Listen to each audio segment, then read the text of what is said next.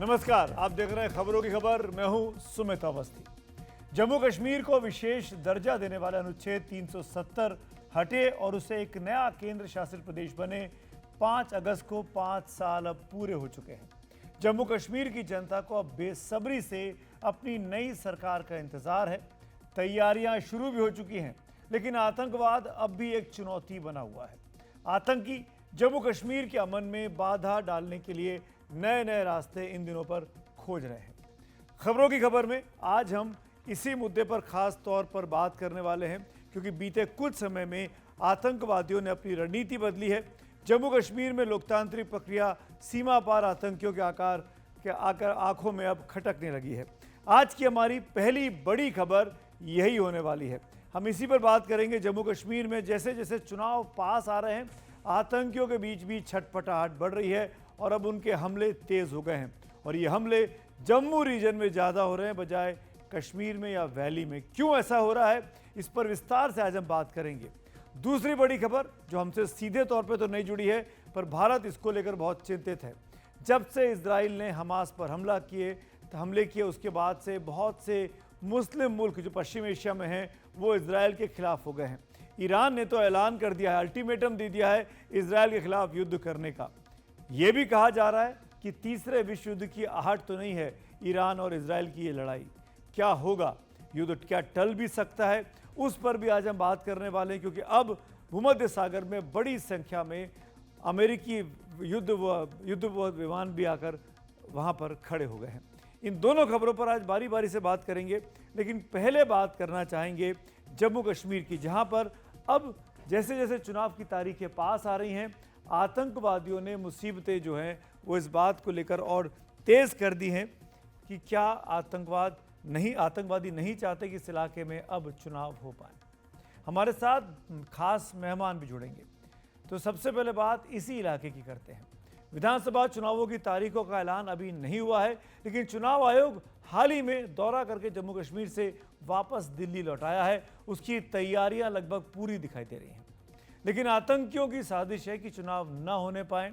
इसके तहत आतंकियों ने रणनीति बदली है, नए नए मोर्चे खोले हैं और इसके तहत सुरक्षा बलों पर हमले तेज कर दिए हैं। आज ही जम्मू कश्मीर के डोडा जिले के अस्सार इलाके में आतंकियों के साथ सुरक्षा बलों की एक मुठभेड़ हुई। सूत्रों की माने तो खुफिया जानकारी के आधार पर मंगलवार की शाम शिवगढ़ अस्सार बेल्ट के पहाड़ी इलाके के जंगलों में छुपे आतंकियों को घेरा गया था।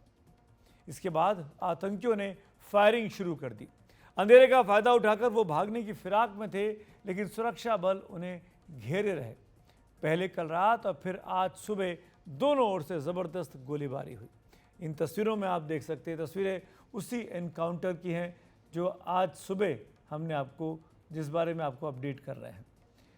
इस मुठभेड़ में आतंकवादी को एक मारा गया है। आतंकियों के साथ मुठभेड़ में सेना के एक अधिकारी कैप्टन दीपक सिंह भी शहीद हुए। कैप्टन दीपक सिंह घायल होने के बावजूद इस मुठभेड़ में अपने जवानों को निर्देश देते रहे, उन्हें अस्पताल पहुंचाया, लेकिन गंभीर रूप से घायल होने के चलते उन्हें बचाया नहीं जा सका। इस बहादुर फौजी की शहादत पर सभी ने अपनी श्रद्धांजलि अर्पित की है। मुठभेड़ की जगह से सुरक्षा बलों ने अमेरिका में बनी एक M4 असॉल्ट राइफल बरामद की है। जी हां, अमेरिका की बनी हुई। इसके अलावा खून से सने 3 रक्सैक भी बरामद किए गए, जिनमें कई तरह के उपकरण और अन्य सामान मौजूद थे। अमेरिका में बनी असॉल्ट राइफल के बरामद होने से ये साफ है कि आतंकियों को सीमा पार से पूरी मदद, हथियार और गोला बारूद मिल रहे हैं। जम्मू रीजन में खास तौर पर आतंकी हमला स्वतंत्रता दिवस से ठीक एक दिन पहले हुआ है। ऐसे समय जब रक्षा मंत्री ने जम्मू कश्मीर की सुरक्षा के हालात पर एक समीक्षा बैठक की है। बैठक में राष्ट्रीय सुरक्षा सलाहकार अजीत डोभाल और थल सेना अध्यक्ष जनरल उपेंद्र द्विवेदी समेत कई वरिष्ठ अधिकारी शामिल रहे। सरकार आतंकियों की बदली साजिश से निपटने की रणनीति पर अब काम कर रही है। दरअसल बीते कुछ अरसे में आतंकियों ने खास तौर पर जम्मू रीजन में अपनी गतिविधियां तेज की हैं और खास तौर पर पीर पंजाल के दक्षिण की ऊंची पहाड़ियों में, जहां पर घने जंगल हैं, वहां पर आतंकियों को छुपने की काफ़ी जगह मिल जाती है। इस इलाके को उन्होंने अपना ठिकाना बना लिया है। ये इलाका बहुत समय तक शांत रहा था, लेकिन फरवरी 2021 में भारत पाकिस्तान के बीच युद्ध विराम के बाद इस इलाके में आतंकी गतिविधियां तेज पाई गई हैं। बीते कुछ महीनों में तो आतंकी हमलों में काफ़ी तेज़ी आई है। पिछले 5 महीने का ही अगर आप उदाहरण लें तो 22 अप्रैल राजौरी में एक सरकारी कर्मचारी की हत्या हुई। 28 अप्रैल को उधमपुर में एक डिफेंस गार्ड की हत्या की गई। 4 मई सूरनकोट में एयरफोर्स के एक जवान की हत्या हुई। 9 जून को रियासी में तीर्थयात्रियों से भरी बस पर हमला हुआ जिसमें 9 लोगों की मौत हो गई। 11 जून भदरवा पुलिस चौकी पर हमला हुआ। 12 जून को कठुआ में सीआरपीएफ जवान की हत्या हुई। ये तमाम वो जगह हैं जहां पर जो जम्मू रीजन में आती है। 12 जून को ही डोडा में पुलिस पार्टी पर हमला हुआ। 26 जून को गंदो में आतंकियों के साथ मुठभेड़ हुई। इसके बाद 7 जुलाई को आतंकियों ने एक सुरक्षा चौकी पर हमला किया। 8 जुलाई को डोडा में हुए आतंकी हमले में 5 सैनिक शहीद हुए। 16 जुलाई डोडा में एक और सेना का अफसर शहीद हुआ और 3 जवान भी उनके साथ इस एनकाउंटर में शहीद हुए थे। 10 अगस्त को अनंतनाग में 2 जवान आतंकी हमलों में शहीद हुए। और अगला जो हुआ वो 11 अगस्त को किश्तवाड़ में आतंकियों में सुरक्षा बलों में मुठभेड़ हुई। और अब उसके बाद 14 अगस्त को आज के दिन डोडा में एक बार फिर आतंकी हमला हुआ और सेना के एक कैप्टन, जैसा कि हमने आपको बताया, कैप्टन शहीद दीपक सिंह इसमें शहीद हो गए। जम्मू कश्मीर में सुरक्षा व्यवस्था से जुड़े जानकारों का मानना है कि आतंकियों की इस बदली रणनीति के पीछे कई कारण हैं। एक तो कश्मीर रीजन में सुरक्षा व्यवस्था बहुत ज़्यादा चाक चौबंद होने के कारण वहाँ उन पर काफ़ी हद तक पाबंदी लग चुकी है। और दूसरा, जम्मू इलाके में बीते 2 दशक में शांति रहने से वहाँ सुरक्षा बलों की जो तैनाती कम की गई उसका फ़ायदा आतंकियों ने उठाने की कोशिश की है। इसके अलावा जम्मू कश्मीर में विधानसभा चुनाव की तैयारियां भी अब तेज हो गई हैं। इसी साल अप्रैल और मई में हुए लोकसभा चुनावों के तहत जम्मू कश्मीर की 5 लोकसभा सीटों के लिए 5 अलग अलग चरणों में मतदान हुआ। इस दौरान वोट देने के लिए अपने अधिकार का इस्तेमाल करने के लिए लोगों में ज़बरदस्त उत्साह दिखा था। ये तस्वीरें उसी वक्त की हैं, यानी फाइल तस्वीरें हम आपको दिखा रहे हैं। इस भीड़ ने, वोटरों में आए उत्साह ने पुराने तमाम रिकॉर्ड तोड़ दिए थे। इससे भी सीमा पार आतंकियों के आकाओं के माथे पर परेशानी दिखी। वो नहीं चाहते कि जम्मू कश्मीर में विधानसभा चुनाव हो और लोग अपने मताधिकार का इस्तेमाल कर अपने पसंद की सरकार चुने और वहां पर शांति स्थापित हो सके। उधर चुनाव आयोग अपने काम में लगा हुआ है। चुनाव आयोग की टीम राज्य में चुनाव की तैयारियों का जायजा लेकर अब वापस दिल्ली लौट चुकी है। लोकसभा चुनाव में लोगों की भागीदारी से उत्साहित चुनाव आयोग की टीम 9 अगस्त को जम्मू में हुई प्रेस कॉन्फ्रेंस में साफ कर चुकी है कि वो अब चुनाव कराने की ओर आगे बढ़ रही है। फ्रेंड्स, जनरल इलेक्शन में पार्लियामेंट के अमन की जो दास्तां यहां आप सब लोगों ने मिलकर बयां की है, लंबी लंबी कतारें में जो जमहूरियत को आगे बढ़ाने के जो ख्वाब आपने देखे और हम सबको दिखाए हैं पूरी दुनिया को, उनको चुनावों के जरिए आपको अपनी चुनी हुई सरकार देकर अब आगे बढ़ाने का समय आ गया है। चुनी हुई सरकार का वक्त आ गया है। चुनाव आयोग साफ तौर पर इशारा कर रहा है कि उसकी तैयारी पूरी है। जम्मू कश्मीर में ताज़ा मतदाता सूची के मुताबिक वहां पर 87 लाख मतदाता है। मुख्य चुनाव आयुक्त ने इन मतदाताओं से अपील की कि वह आतंकियों की साजिश को वोटों से नाकाम करने की तैयारी रखें।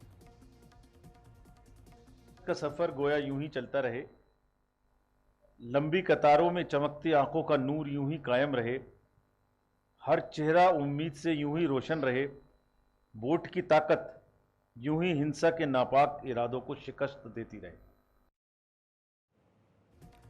राज्य के उपराज्यपाल मनोज सिन्हा ने हाल ही में एक बयान में भी कहा था कि बहुत जल्द राज्य में विधानसभा चुनाव कराए जा सकते हैं।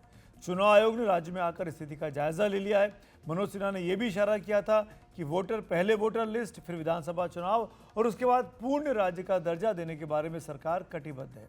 उधर चुनाव आयोग की टीम तैयारियों का जायजा लेकर वापस दिल्ली लौटी और आज इसी सिलसिले में दिल्ली में केंद्रीय गृह सचिव अजय भल्ला के साथ तीनों चुनाव आयुक्तों की बहुत अहम बैठक भी हुई। बैठक में राज्य में चुनाव के लिए सुरक्षा व्यवस्था के हालात की समीक्षा की गई। जम्मू कश्मीर में 19 अगस्त को अमरनाथ यात्रा पूरी हो रही है और तय कार्यक्रम के मुताबिक 20 अगस्त को मतदाता सूची प्रकाशित होनी है। पिछले साल सुप्रीम कोर्ट के आदेश के मुताबिक चुनाव आयोग को 30 सितंबर तक विधानसभा चुनाव राज्य में पूरे कराने हैं, तो इसमें अब 1.5 महीने से कम का ही समय रह गया है। जो हालात हैं उनमें यह काम कितना चुनौती भरा रहेगा, इसी पर बात करने के लिए हमारे साथ दो खास मेहमान इस कार्यक्रम में जुड़ रहे हैं। परिचय कराता हूं, पूर्व मुख्य चुनाव आयुक्त एसवाई कुरैशी जी हमारे साथ जुड़ रहे हैं और साथ में लेफ्टिनेंट जनरल अता हसनैन साहब मेरे साथ हैं। आप दोनों का बहुत बहुत स्वागत है एनडीटीवी इंडिया पर। मेरा पहला सवाल कुरैशी जी आपसे है। चुनाव आयोग की प्रेस कॉन्फ्रेंस आपने भी देखी होगी, सुनी होगी।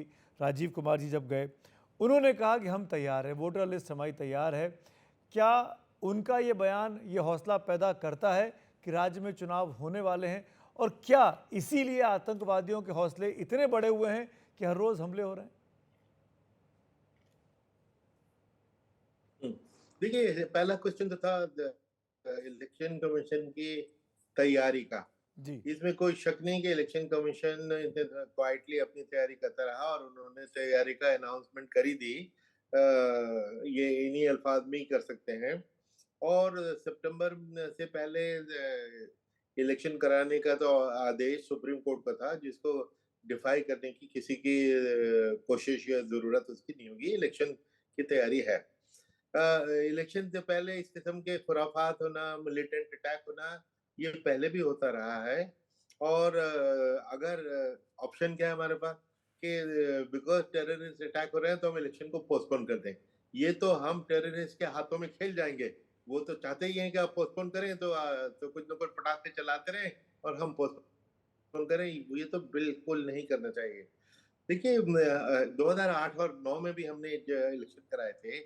उस वक्त इसी तरह अमरनाथ यात्रा खत्म होके चुकी थी। हम लोग ड्रिल कर रहे थे, इतना अच्छा माहौल हो चुका था 2002 के मुकाबले में 2008 में। इमीडिएट वहां पे अमरनाथ यात्रा पे अटैक हो गया, इतनी पोलराइजेशन हो गई कश्मीर और जम्मू में, मुस्लिम देन हिंदूज में, और all over all kind of polarization. हम जब लोग वहां पे गए, इलेक्शन कमीशन जैसे अभी ये गई है कमीशन, सारे पॉलिटिकल पार्टीज को इन्होंने भी सुना, हम भी सुनते हैं। That is the normal procedure. हम उनसे समझते हैं कि भाई क्या। उस वक्त हमें सारे पार्टीज ने कहा कि भैया इलेक्शन अभी पोस्टपोन कर दो, क्योंकि लोग हम पे पत्थर मार रहे हैं। तो ये इस माहौल में हमने जब दिल्ली आके मीटिंग की, तो ये मैं बताना जरूर समझता हूँ कि उस वक्त हमारी election for the first time was a divided house. हमारे एक कमिश्नर ने कहा कि देखो, सारे लीडरों तक ने कहा कि इलेक्शन पोस्टपोन कराओ, हमें पोस्टपोन कराना चाहिए। मुझे मेरे एक पॉलिटिकल साइंटिस्ट दोस्त ने बातचीत में मुझे कन्विंस किया था जी, कि देखो, इलेक्शन पोस्टपोन करना एक तो कमजोरी की अलामत है। Secondly, what is the guarantee के 3 महीने बाद हालात इंप्रूव हो जाएंगे? ये तो मिलिटेंट और मजबूत होगा कि देखो, हमने शरारत करके इलेक्शन पोस्टपोन करा दिया और करा देंगे। क्योंकि जनता को पीस रेस्टोर करने के लिए ये इलेक्टेड गवर्नमेंट चाहिए होती है। हर एक के अपने कुछ कुछ ग्रीवेंस काम होते हैं। उनको एमएलए चाहिए, उनको एमपी चाहिए, उनको सरपंच चाहिए। वो इलेक्शन कराना इस प्रॉब्लम को डिफ्यूज करता है, न कि बढ़ाता है। हमने वो स्टैंड लिया और डिवाइडेड हाउस में 2-1 हमने ये फैसला करके कि इट इज बेटर कि हम एक दफा प्लंज करेंगे, हिम्मत मर्दा मदद खुदा। और इतना अच्छा इलेक्शन साबित हुआ। बल्कि जब 7 फेजेस हमने डिसाइड किए कि भाई जम्मू पर एक डिसीजन तुम्हारे सामने था कि जम्मू बड़ा स्मूथ होगा, पहले जम्मू का करा डालें। अगर हमने वो गलती कर दी होती तो कश्मीर का कभी ना करा पाते। तो जी, हम एक एक फेज 7 फेज थे, 7 कराते थे। फिर हमने सोचा कि भाई कौन सी जगह से शुरू करें जहाँ पे टर्न आउट ट्रेडिशनली हायर है। अब मैं वो कॉन्स्टिट्यूंसी, वो एरिया बोल रहा हूँ कि जहाँ पे हमने कहा कि यहाँ सबसे अच्छा है। वहां पे शायद जनरल साहब को ये याद आएगा कि इसे एक गांव में 4 लड़कियों का रेप हुआ, 4-5 दिन इलेक्शन से पहले। फिर तो इमीडिएटली मिलिटेंट की कॉल आ गई कि जो भी वोट देने जाएगा उसकी उंगली हम काट देंगे। हम भी घबराए कि भाई देखो, क्या कर तो रहे हैं इलेक्शन, अगर टर्न आउट। आपको जान के हैरानी होगी, खुशी होगी, 60-62% इतना अच्छा टर्न आउट हुआ। और उस पर मिलिटेंट का ये बयान आया कि हम तो सोचते थे एक भी वोटर नहीं आएगा, हम तो हैरान है कि ये लोग इतने कहां से आ गए। तो लोगों में जो इच्छा है, डिजायर है डेमोक्रेसी में पार्टिसिपेट करने की, हमें उसको टैप करना चाहिए। उनको चाहिए जी। पीस, और पीस रिस्टोर करने के लिए ये बहुत जरूरी है। बड़ी इंपॉर्टेंट बात आपने की कुरैशी साहब। इसी पॉइंट को लेकर मैं आगे बढ़ता हूं, जनरल साहब के पास आना चाहूँगा। जनरल साहब, आतंकी नहीं चाहेंगे जो उस पार बैठे हुए हैं कि देश में अमन शांति हो। वो नहीं चाहेंगे कि जम्मू कश्मीर के लोग बाग अपनी जमहूरियत का इस्तेमाल कर सके, लोकतांत्रिक तरीके से सरकार चुन सके। मेरा सवाल बहुत सिंपल सा है, जहाँ से कुरैशी साहब ने मुझे क्यों दिया। अगर हम झुक गए, अगर हमने चुनाव पोस्टपोन कर दिए तो उनके हौसले और बढ़ेंगे। लेकिन साथ में राइडर ये है कि अगर वो रोज़ निशाने पे ले रहे हैं किसी एक जगह को, किसी एक कैप्टन को, किसी एक सैनिक को, अगर वो शहीद कर रहे हैं तो ये भी तो एक बड़ी चुनौती है। और आप तो खुद फौजी हैं, ऐसे में फौज का मोराल के क्या होगा? देखिए सुमित साहब, सबसे पहले तो मैं बताना चाहूंगा कि जो कुरैशी साहब ने अभी कहा है उससे मैं 150% सहमत हूँ। मैं भी उस टाइम कश्मीर में था, बारामूला में था, और वो इलेक्शन मैंने भी कराए थे वहां पर। और मैं समझता हूं कि उस वक्त ये मिलिटेंट्स के सामने घुटने ना झुकाना, ये सबसे बड़ी बात की थी और सबसे बड़ा अच्छा डिसीजन हुआ था। ये वही डिसीजन हमको अभी भी लेना है। जहां तक आपका सवाल है, देखिए मैंने इलेक्शन 1999 में भी देखे थे, 19 इलेक्शन तो 2002 में भी देखे थे। ये टर्नआउट, इसमें दो चीजें होती हैं, या तो फिर टर्नआउट कम हो जाएगा तो लोग कहेंगे कि देखिए इलेक्शन आपका फेल हो गया, और दूसरा है कि अगर टर्नआउट अच्छा हो गया और वहां पर आकर कोई बाधा पड़ गई, कोई लॉ एंड ऑर्डर का इंसिडेंट हो गया, तब भी आपके ऊपर जो है उंगलियां उठेंगी। मैं समझता हूं कि अभी ऐसी स्थिति है, आपको एक एग्जाम्पल, मिसाल दे दी है लोकसभा इलेक्शन की। 58% टर्नआउट वहां पर हो चुका है और एब्सोल्युटली इंसिडेंट फ्री हुआ है। जिस चीज की आप बात कर रहे हैं कि रोज निशाने लगाए जा रहे हैं और हमारे अफसरों के ऊपर टारगेटेड किलिंग्स हो रही है सर, ये सब पीर पंजाल की दूर दराज की पहाड़ियों में हो रहा है, ना कि अनंतनाग के बिल्टअप एरियाज में, ना कि शोपियां या बारामूला में। ये समझना पड़ेगा ज्योग्राफी, ये भूगोल कश्मीर की जो है आमतौर पे हिंदुस्तान में लोग जानते नहीं है। ये पूरा जो है फौजों ने मिलकर, army, CRPF, Jammu Kashmir police ने अपने अभियान चलाकर इस पूरे टेररिज्म को जो है पीर पंजाल के अंदर अभी सैंडविच कर दिया है जी। और वहां पर अभियान शुरू हो गया है। अभी आपने देखा था पिछले तकरीबन 15-20 दिन से किस तरह से चल रहा है। आज भी इनकाउंटर हुआ है। अनफॉर्चुनेट के हमें कुछ लॉसेस सहने पड़े हैं, मगर मैं आपको तसल्ली देता हूं कि इस तरह के स्थिति में वो थोड़ा सा वक्त लगता है दोबारा वापस कायम करने के लिए कंट्रोल। जैसे ही ये पूरा कंट्रोल आ जाता है, जैसे ही इंटेलिजेंस थोड़ी और बढ़ जाती है, जैसे ही ये ऑपरेशंस और तनाव वाले हो जाते हैं, आप देखिएगा कि रिजल्ट्स भी आने लगेंगे। जनरल साहब, ये लॉसेस नहीं मिलेंगे। जनरल साहब, मैं आपसे बताइए। मैं आपसे कनेक्टेड था करीब 2 हफ्ते पहले। हमने और आपने इसी बारे पे बात भी की थी, जो जम्मू को खास तौर पर चुना है इस बार अटैक करने के लिए, इस पूरे रीजन को, डोडा, किश्तवाड़, पुंछ वाला इलाका। मेरा सवाल यही है, आतंकियों ने अपनी रणनीति बदल ली, वो कश्मीर से निकलकर पीर पंजाल की तरफ आ गए हैं और यहाँ पर हम लोगों को निशाना बना रहे हैं, सैनिकों को, आम व्यक्ति को। ऐसे में अब आर्मी की क्या कोशिश है, सुरक्षा बलों की क्या कोशिश है?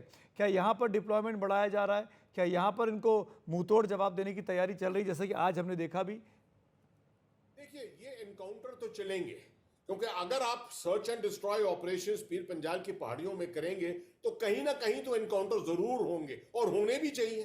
जब तक वो एनकाउंटर नहीं होंगे तो टेररिस्ट को एलिमिनेट करना मुश्किल हो जाएगा। साथ में इंटेलिजेंस को बढ़ाना पड़ेगा, साथ में हमको प्रिकॉशन लेने पड़ेंगे, खासतौर पे जिसको कहते हैं आर्मी की लड़ाई की लैंग्वेज में, कि पहले 2 मिनट जो एनकाउंटर के होते हैं, खास तौर में फर्स्ट 2 मिनट्स, उसमें कोई कैजुअलिटीज ना हो, क्योंकि आप निशाने पर हैं, आप हरकत कर रहे हैं। टेररिस्ट आमतौर पे थम बैठे हुए हैं, अपनी जगह पर स्थिर बैठे हुए हैं, तो आमतौर पे एडवांटेज उनके पास पहले 2 मिनट का होता है। ये छोटी माइनर टैक्टिक्स की चीजें हैं जो फौज इसके ऊपर बहुत माहिरता रखती है, और ये वक्त की बात है, थोड़े दिनों में ये सिचुएशन आ जाएगी जी। जहां तक बाकी चीजें हैं, इन्फिल्ट्रेशन का सवाल है, इन्फिल्ट्रेशन के ऊपर कंट्रोल रखना पड़ेगा। जी हाँ। क्योंकि जैसे जैसे आप खबर देंगे कि आपके चुनाव होने वाले हैं, कोशिशें होंगी उस पार से कि ज्यादा से ज्यादा टेररिस्ट को भेजा जाए, ताकि कुछ ना कुछ बाधा ये डालें इसके अंदर। ये जो है एक चुनौती हमारे लिए बनी रहेगी। एक इम्पॉर्टेंट चीज़ कुरैशी साहब मैं आपसे जानना चाहूँगा,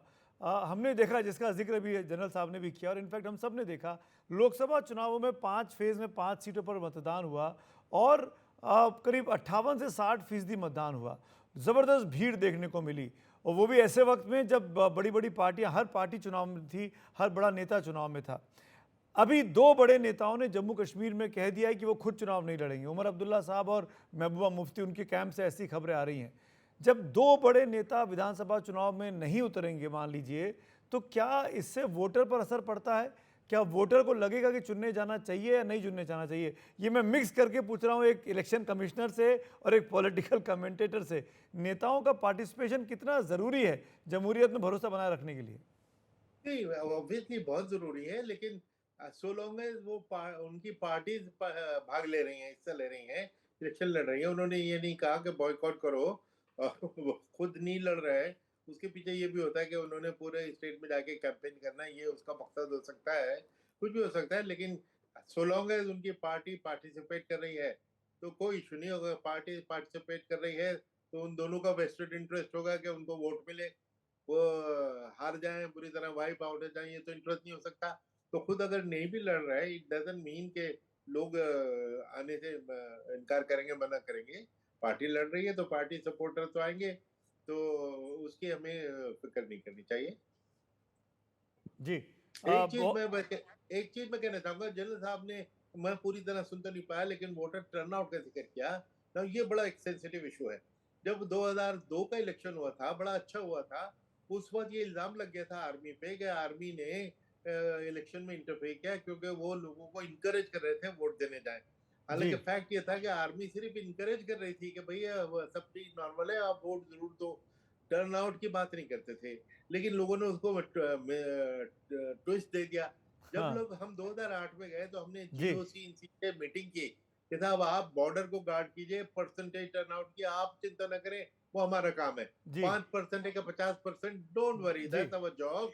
आप बॉर्डर को गार्ड कर दीजिए। और तो उन्होंने कहा था हमें हमें क्या मैं उसमें मुदाखलत की मैं जरूरत। बीच में तो टोक रहा हूँ, अच्छा नहीं लगता है बीच में बोलना, लेकिन वक्त की कमी है। कुरैशी साहब और हसनैन साहब, बहुत बहुत शुक्रिया, धन्यवाद वक्त निकालने के लिए। लेकिन दोनों ने बातों से बात समझ में आई कि चुनाव तो समय पे होने ही चाहिए। इस बीच एक और बड़ी खबर आ रही है, बड़ी खबर आ रही है, उसकी तरफ आपको ले चलूँगा। और बड़ी खबर विनेश फोगाट से जुड़ी हुई है।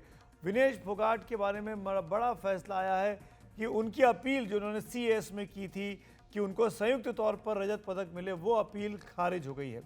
पेरिस ओलंपिक से विनेश फोगाट के लिए अच्छी खबर नहीं है, तमाम हिंदुस्तान के खेल प्रेमियों के लिए भी अच्छी खबर नहीं है। सीएस ने उनकी अपील को खारिज कर दिया है। ये इस वक्त की बड़ी खबर आ रही है, जिसका उम्मीद ये कहा गया कि 16 तारीख को फैसला आएगा, बल्कि आज ही फैसला आ गया। कैसे फैसला आया, क्या हुआ, और अपडेट के साथ मेरे सहयोगी इस वक्त विमल मेरे साथ जुड़ गए। विमल मोहन, विमल, कब फैसला आया और क्या कहा गया फैसले में, क्यों रजत पदक से महरूम किया गया? देखिए सुमित, कल हम लोग रात में बातचीत कर रहे थे और मैंने आपको इसका अंदेशा बताया था कि इसमें 5% गुंजाइश है। आज क्योंकि लॉयर का फोन लगातार उनको कॉल आ रहे हैं वहां से, पेरिस से भी और यहाँ से भी, तो उन्होंने मुझे सिर्फ इतना, क्योंकि मेरे पुराने संबंध है, उन्होंने मुझे ये खबर ब्रेक की कि ये जो पिटीशन है जो फाइल किया गया था आयोग की ओर से और विनीश की ओर से, उसे खारिज कर दिया गया है। खारिज करने का मतलब ये है, ये ऑपरेटिव ऑर्डर है।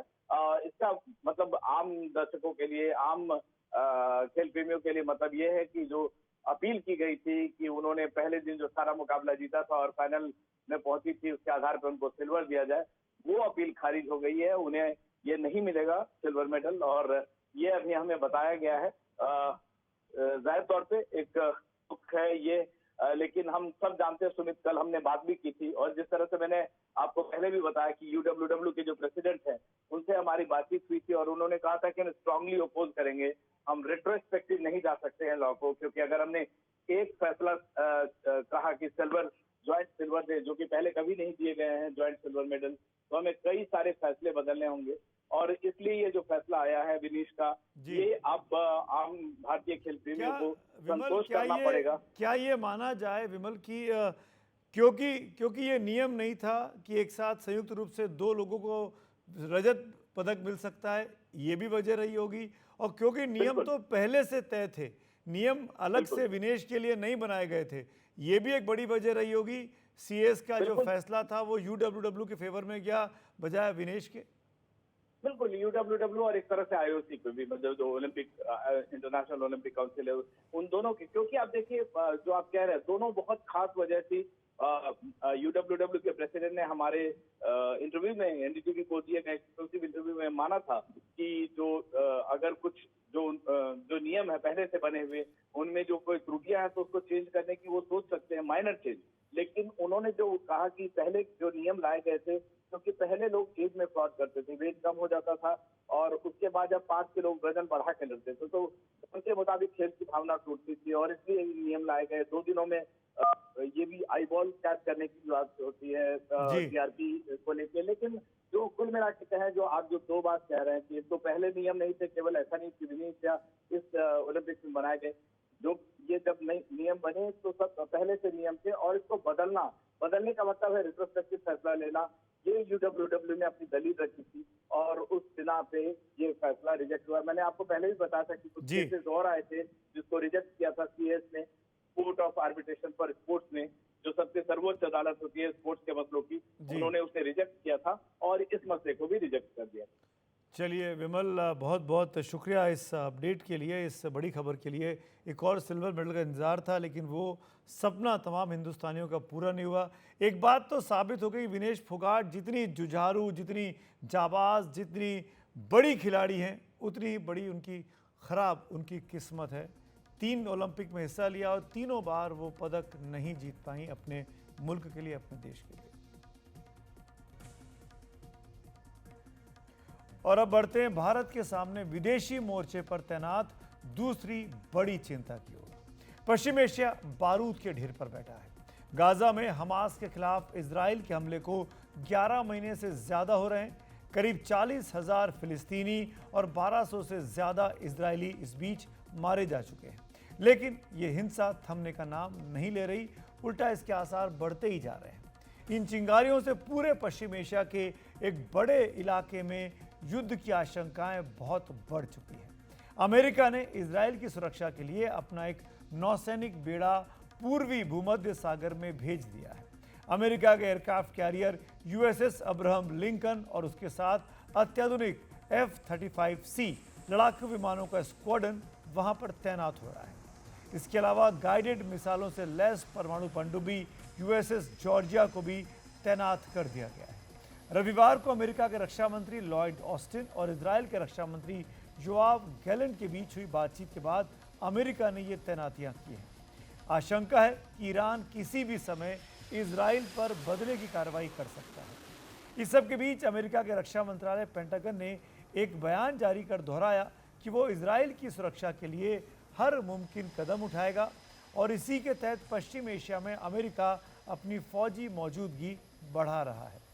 पिछले साल अक्टूबर में भी अमेरिका ऐसा कर चुका है, जब पूर्वी भूमध्य सागर में अमेरिका ने अपना सबसे बड़ा aircraft carrier USS Gerald R Ford भेजा था। तब उसका मकसद गाजा पर इजराइल के हमले का फायदा लेने से हिजबुल्लाह और ईरान को रोकना था। जानकारों के मुताबिक अमेरिका के नौसैनिक बेड़े की तैनाती पश्चिम एशिया में युद्ध को हवा देने से ज्यादा ईरान को संभावित हमले से रोकने के लिए है। दरअसल 31 जुलाई को ईरान के नए राष्ट्रपति मोहम्मद पेशेकिया के सत्ता संभालने के दिन तेहरान के एक होटल में हुए बम धमाके में हमास के एक बड़े नेता इस्माइल हानिये की मौत हो गई थी। हानिये राष्ट्रपति पेशेकिया के शपथ ग्रहण समारोह के लिए तेहरान में ही मौजूद थे। ईरान इसके पीछे इजराइल का हाथ मानता है और उसने इसका बदला लेने का सार्वजनिक ऐलान भी किया हुआ है। इससे ठीक एक दिन पहले इजराइल समर्थित विद्रोही गुट हिजबुल्लाह के भी एक सीनियर कमांडर फवाद शुक्र को इजराइल ने लेबनान की राजधानी बैरूत पर एक हवाई हमले में मार गिराया था।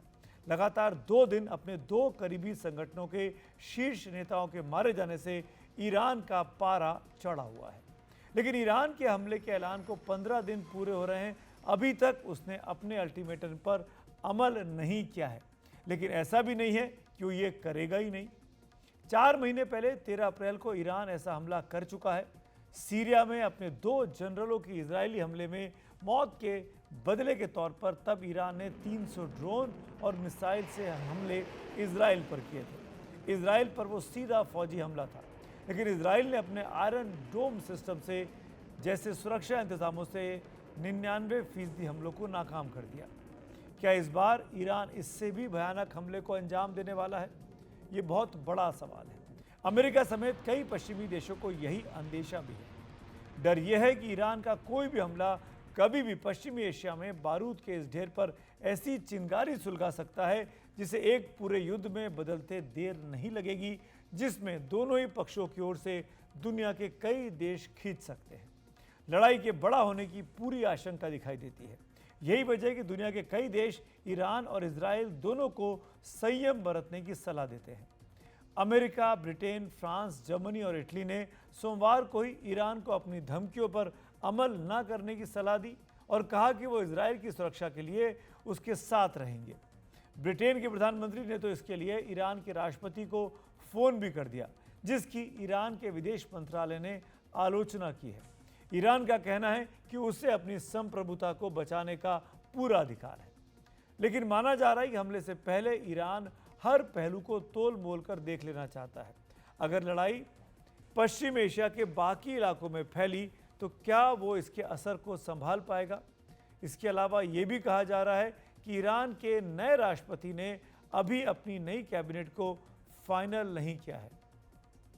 यही नहीं, ईरान को भी यकीन नहीं है कि कौन से पड़ोसी देश उसके साथ आएंगे, क्योंकि बाकी दुनिया के मुल्क तो इजराइल के साथ दिखते हैं। ईरान को भरोसा नहीं है कि कौन से लोग उसके साथ होंगे। कूटनीतिक, आर्थिक मोर्चे पर भी संतुलन इस वक्त बहुत ज़रूरी है और यही दुनिया भर के तमाम मुल्क चाहते हैं।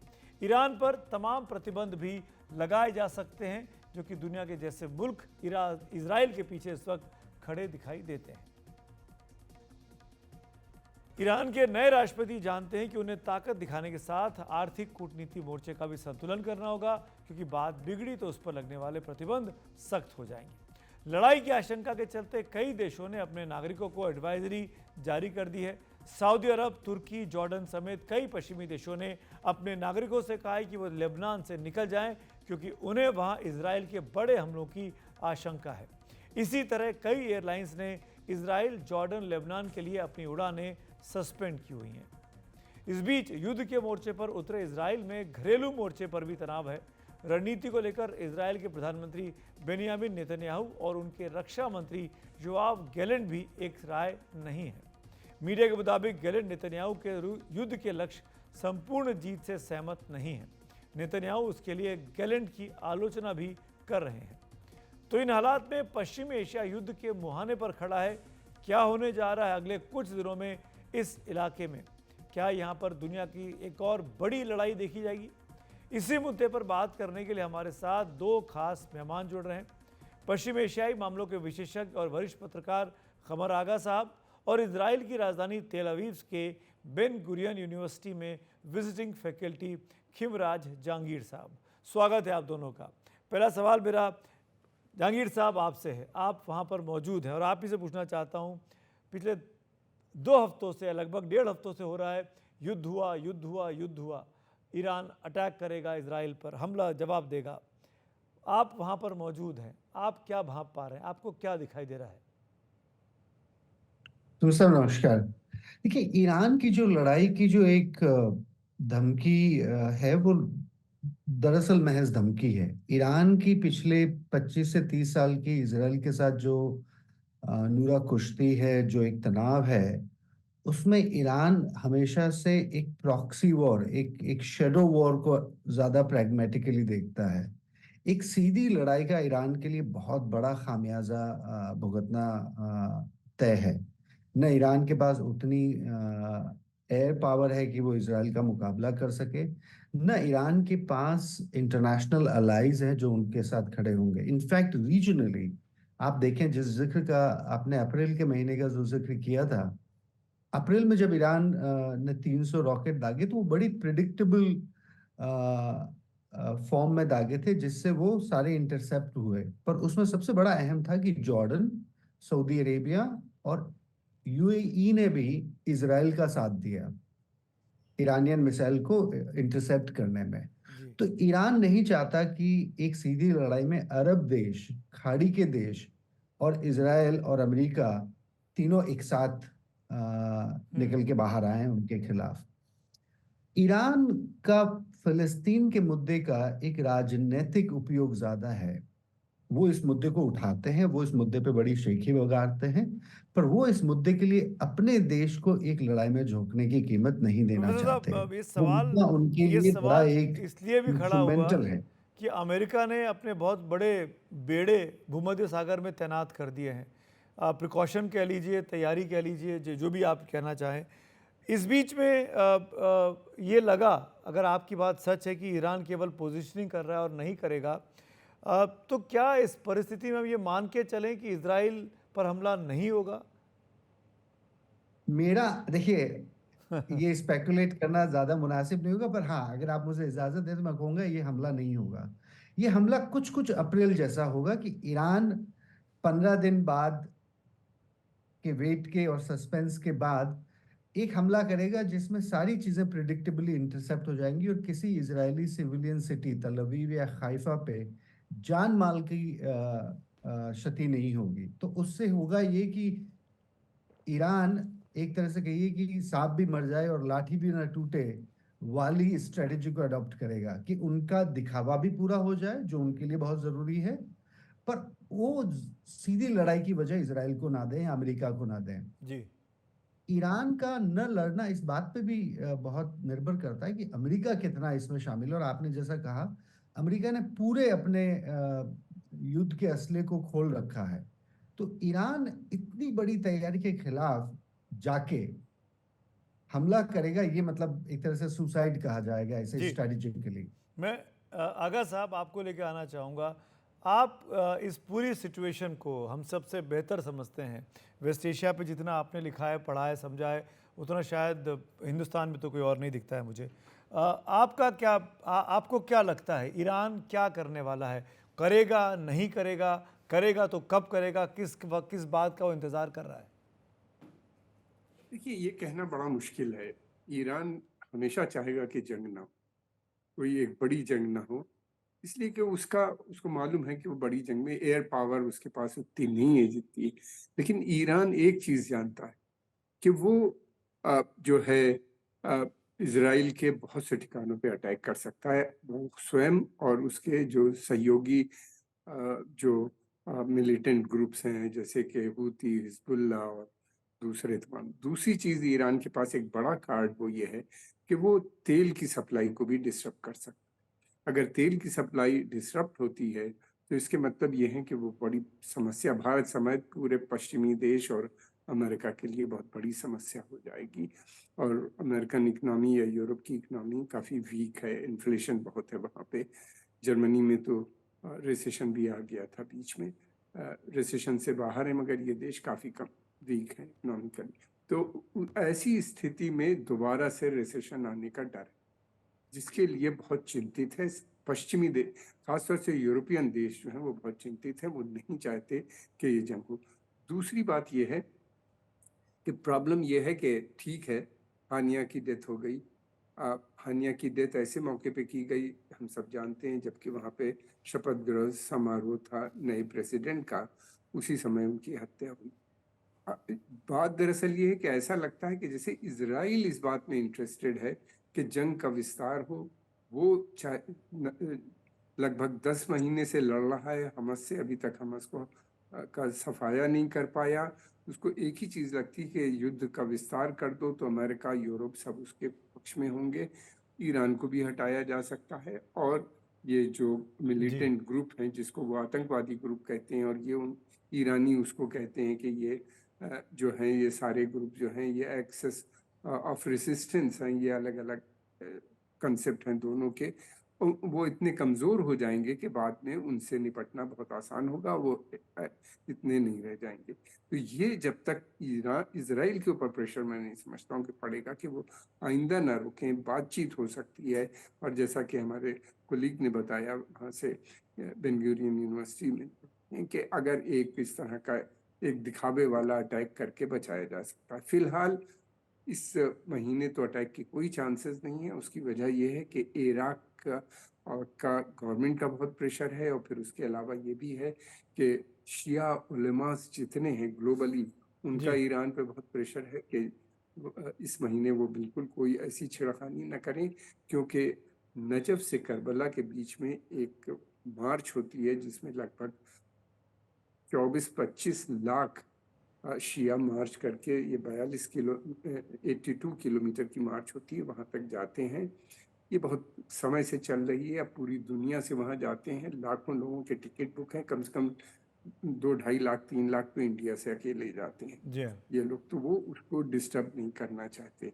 ये शुरू से उनके ऊपर काफी इस समय जी। उनके ऊपर प्रेशर है कि अरबईन निकल जाए, उसके बाद आप कोई इस किस्म का कदम उठाएं तो तो उठाएं, अभी लेकिन के लिए हम ये फिलहाल ना मान करें। सकते हैं कि कुछ दिनों की शायद ईरान शांति बरते जी, वहाँ पर। जहांगीर साहब, अब शायद ऐसा लगे। क्योंकि हम इजराइल की बात भी कर रहे हैं और आप वहाँ मौजूद हैं, अब जो आपस में चल रहा है नेतन्याहू साहब की कैबिनेट में, उस पर आपका व्यू पॉइंट क्या है? डिफेंस मिनिस्टर कुछ और कह रहे हैं, प्राइम मिनिस्टर कुछ और कह रहे हैं।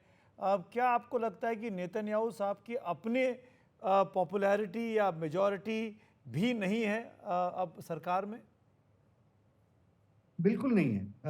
आप कमर आगा साहब ने जो कहा कि ये जो खानिया को जो मारने वाली बात और ईरान को जो उकसाने वाली बात है, ये नेतन्याहू की राजनीति को फायदा पहुंचाने वाली है। इससे इसराइल की सिक्योरिटी को तो नुकसान है ही, पर नेतन्याहू चाहते हैं कि ये लड़ाई फैल जाए और उससे फिर उनके सारे काम चल सकते हैं। इसराइल के जो डिफेंस मिनिस्टर है, उनको पिछले 1.5 महीने से नेतन्याहू हटाने के चक्कर में है, पर वो उनको फायर कर नहीं पा रहे। उसकी 2 वजह है। एक तो अमेरिका के साथ जो उनकी वॉर कोलैबोरेशन चल रही है, उसका जो सबसे बड़ा ट्रस्टेड पार्टनर है वो डिफेंस मिनिस्टर है। जी हाँ।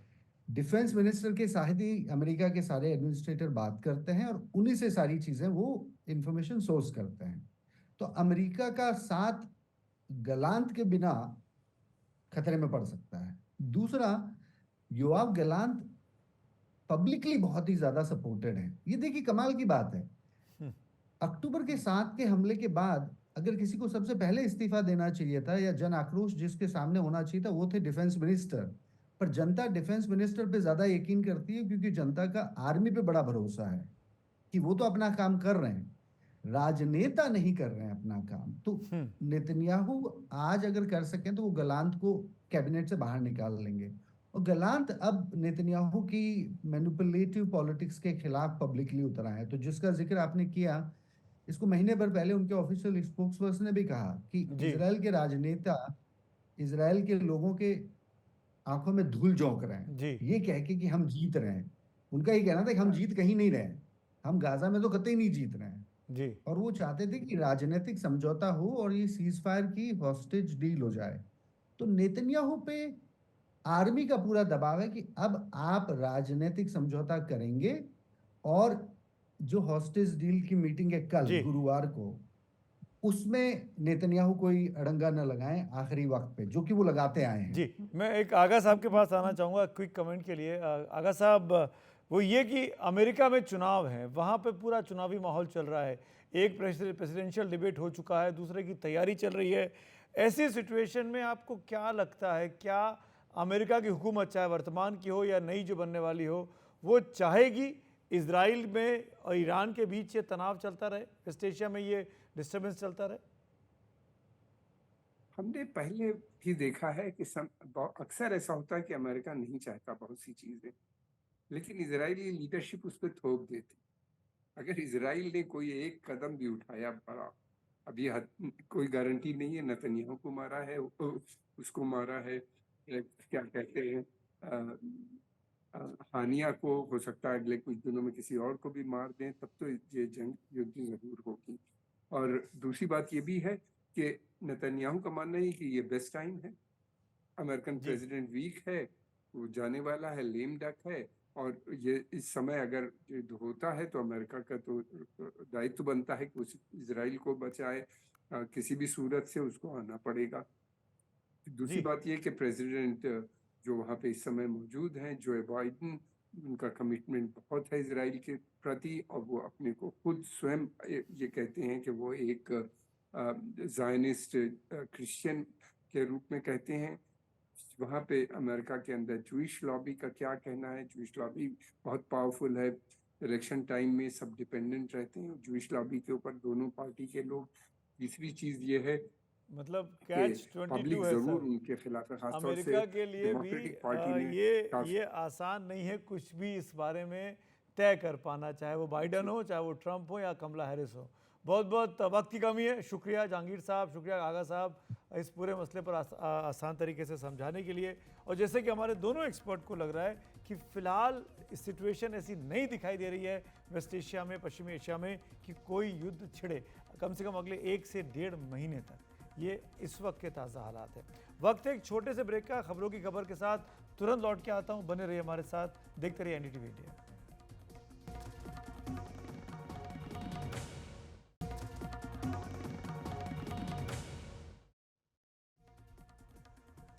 वरिष्ठ आईएएस अधिकारी गोविंद मोहन भारत सरकार के नए गृह सचिव नियुक्त किए गए हैं। गोविंद मोहन 1989 बैच के आईएएस हैं। उन्होंने आईटी बीएचयू से इलेक्ट्रिकल इंजीनियरिंग की डिग्री ली है। पहले भी 2 बार गृह मंत्रालय में काम कर चुके हैं। मूलतः उत्तर प्रदेश से जुड़े हैं, हालांकि सिक्किम काडर के अधिकारी हैं। वो इसके पहले संस्कृति मंत्रालय में ओएसडी रहे। वे अजय भल्ला की जगह ले रहे हैं। वहीं वरिष्ठ आईआरएस अधिकारी राहुल नवीन अब ईडी के यानी इन्फोर्समेंट डायरेक्टरेट के निदेशक बनाए गए हैं। उनका कार्यकाल 2 साल का होगा। बीते साल सितंबर से वो ईडी के कार्यकारी निदेशक के तौर पर काम कर रहे हैं। संजय मिश्रा के जाने के बाद उनको ये अतिरिक्त जिम्मेदारी दी गई थी। अरविंद केजरीवाल और हेमंत सोरेन की गिरफ्तारी उनके कार्यकारी निदेशक रहते हुए ही हुई। 2019 में उन्होंने विशेष निदेशक के तौर पर ईडी ज्वाइन की थी। राहुल नवीन 1993 बैच के आईआरएस हैं। वो अंतर्राष्ट्रीय कर प्रणाली के विशेषज्ञ माने जाते हैं। तो आज खबरों की खबर में मेरे साथ इतना ही। आप सबको स्वतंत्रता दिवस की बहुत शुभकामनाएं। शुभ रात्रि।